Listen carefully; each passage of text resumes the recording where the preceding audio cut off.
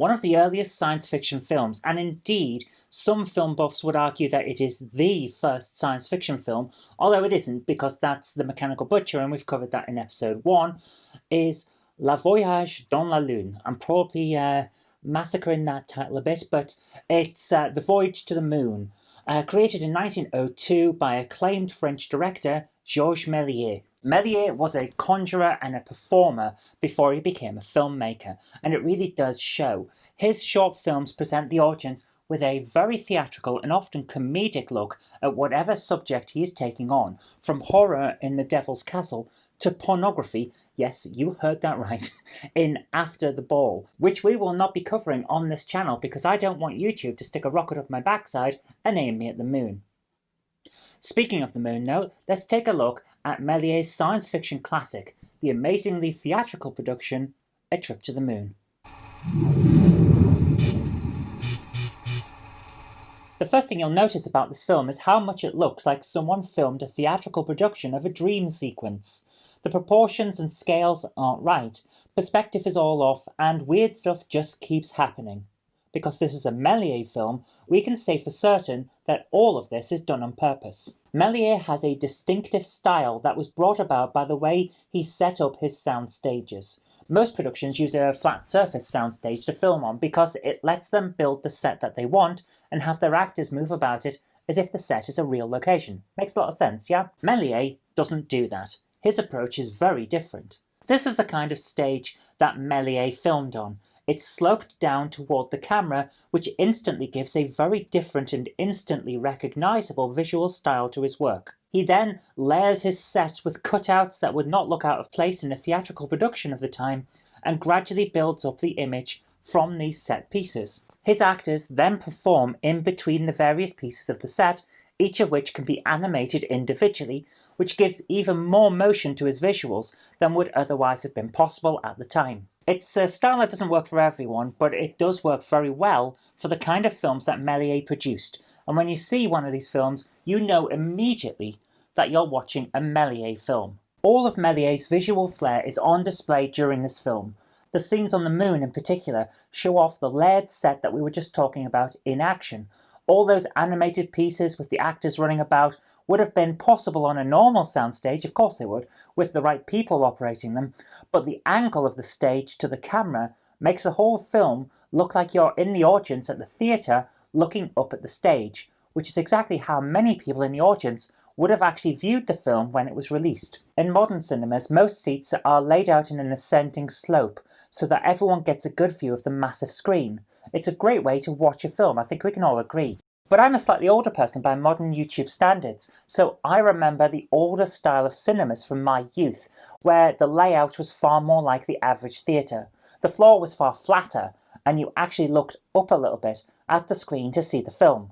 So Méliès' filming method is replicating the view that you would have had of the film itself being played out in front of you on a stage in one of those old-style cinemas, the type of cinema that was actually just converted from a local theatre.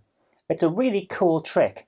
And, well, enough gushing about Méliès' style. Shall we actually get into the film itself? Our tale begins in a lecture hall of some sort. A bunch of guys are gesticulating wildly, which is something that I've never actually seen actually happen in a lecture theatre, but maybe that's just because when I was at university, my lecturers tended to be just about as hungover as their students, and everyone really just wanted to get through the day without making their headaches worse. Immediately, I'm struck with one major question. Are the main cast wizards, or are they scientists? Their weird pointy hats and robes make me think that they look like wizards. But then they take those robes off to actually go to the moon, so maybe they're just supposed to be what university people wore in this film? I don't get it.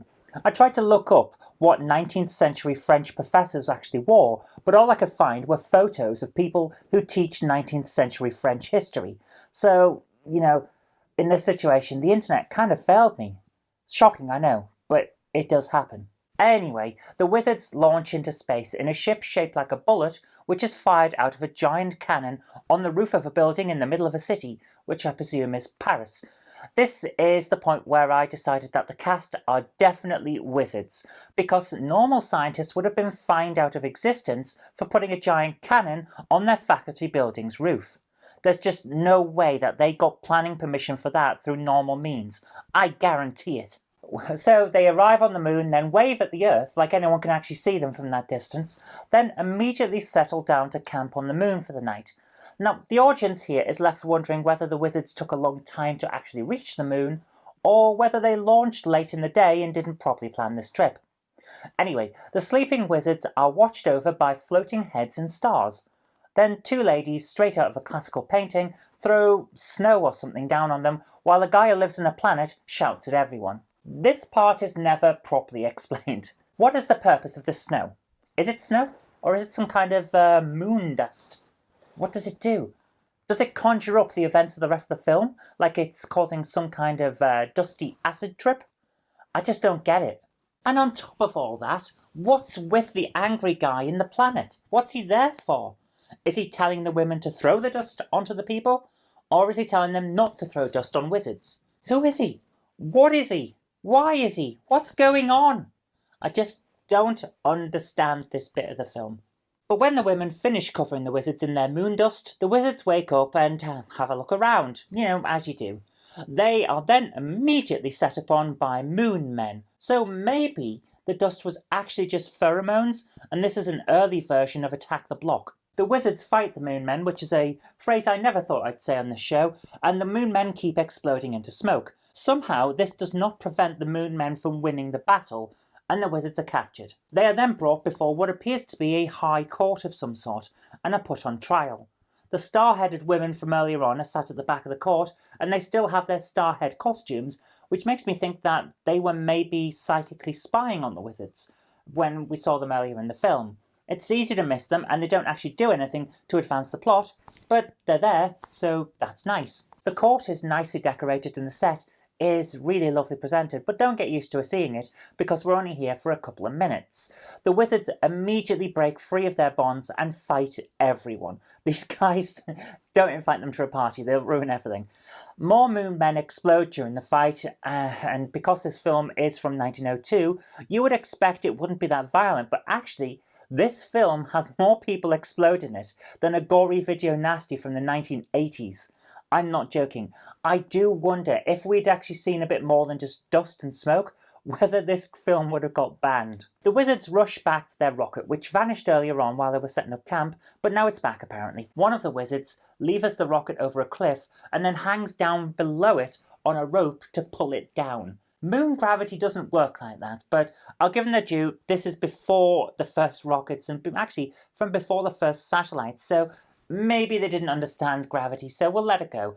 Anyway, he uses his weight to pull the rocket off the edge of the cliff, and they all fall back to Earth. A moon man rides down to Earth on top of the rocket, and they all land in the sea, which is actually surprisingly realistic depiction of how you get back to Earth from space. They're all then rescued by a steamship, which takes them back to France for a parade.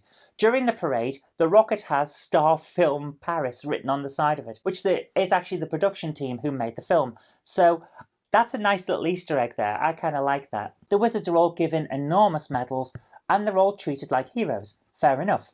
Then the moon man who came down with them on top of the rocket starts a fight. Oddly enough, this moon man does not immediately explode, which makes me think it's actually not an integral part of moon man physiology to explode when hit it hard enough, and it's actually some sort of effect from the moon itself. It's an interesting thing to talk about, but we're not here for alien physiology. It feels like parts of the film are missing from this bit. I've looked around online, and the general consensus is that the film is complete. But if that's true, there's a weird bit where it just sort of jumps at the end, where the wizards are battling a moon man, and then a wizard and a moon man start to dance, and then we immediately jump to more people dancing around a statue of a wizard. So my question is there something that was supposed to be in the middle of those two scenes?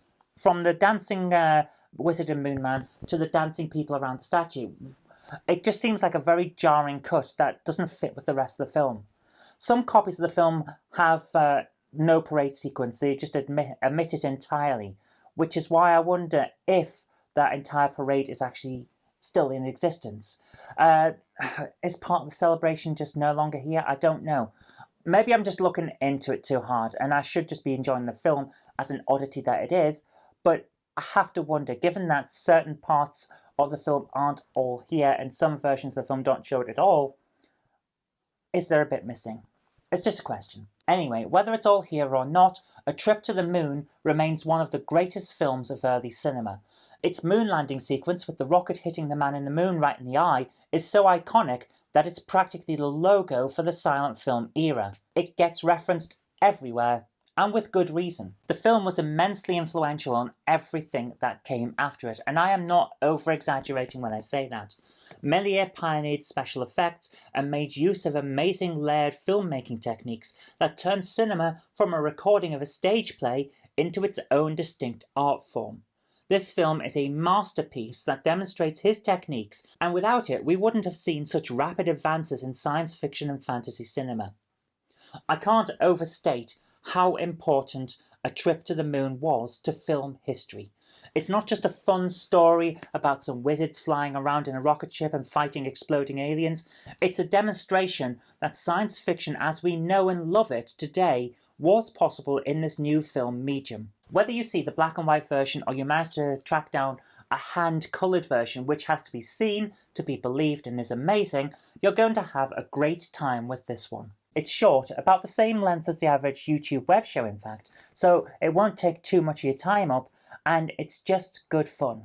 Give it a try, it is a classic.